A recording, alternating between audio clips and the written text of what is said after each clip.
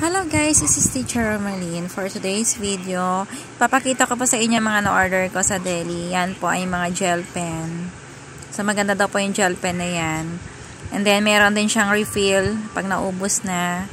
Whiteboard marker. First time ko lang mag-order sa store nila. Ayan, so try ko rin yan. Yung products nila. Glue stick. Meron din silang binder clips para sa mga worksheets para hindi pa rin at hindi halo-halo. So yan pa yung mga pencil ng Deli. Then meron din silang wax crayons.